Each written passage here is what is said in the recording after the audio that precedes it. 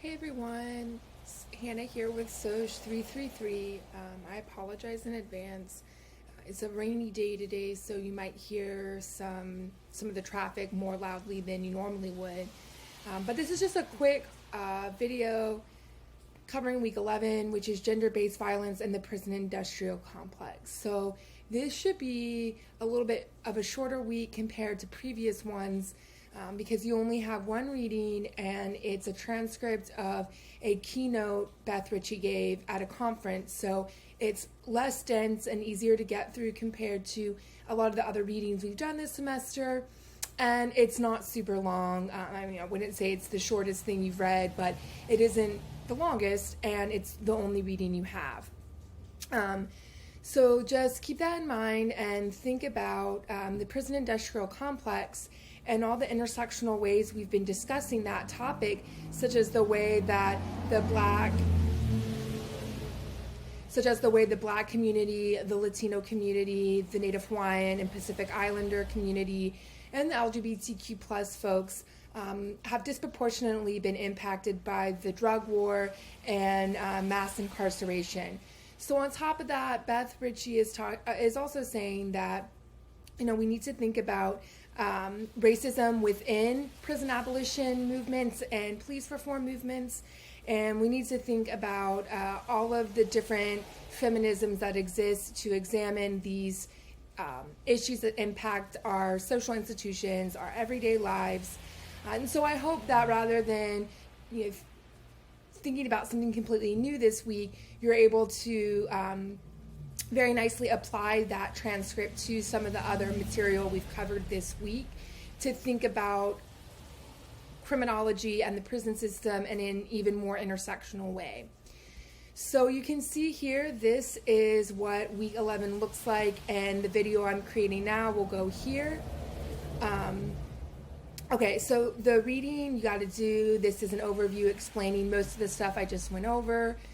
Here's your checklist. And then this video, as well as discussion board number 6 is optional. So if you've already completed 5 discussion boards, you don't have to do number 6. But if you missed one of those first 5 discussion boards, you can do number 6, and it will replace the 0 you got for the week that you missed. So it's just an opportunity for students to do an extra assignment so that they don't get dinged at the end of the semester for missing a previous week. So you can see here, this is the transcript that you have to read. You can see it's broken down by an analysis of racism in the movement, and then principles of women of color feminisms. And so I really want you to think about those 2 things when you are preparing to do discussion board 6, if that applies to you. And one thing I want you to think about is how gender-based violence is very gendered and how people in our society view that topic. So often we genderize who the perpetrator is going to be and what that person's going to look like, as well as the person who is the victim or the survivor. And so in addition to criminalizing black folks in our community and Native Hawaiian, Pacific Islander folks in our community here in Hawaii, we tend to think of perpetrators as men, right? And then when we're talking about gender-based violence in particular, we tend to think of victims as being women.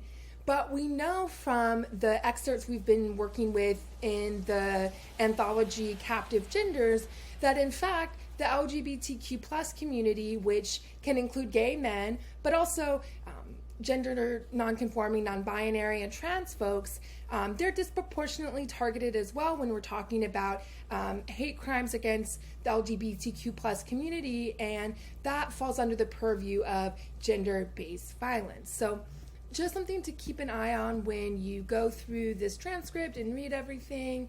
And then again, if you click on discussion board 6, it'll lead you here, and you can complete that assignment if you need to.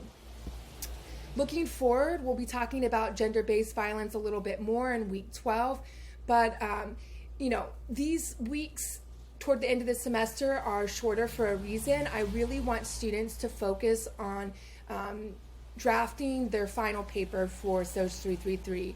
So if you haven't already started doing that, this is week 11. Be sure that you are starting to brainstorm ideas. You're looking at the rubric for the final paper assignment, and you're taking that seriously so that you don't wait until the last moment.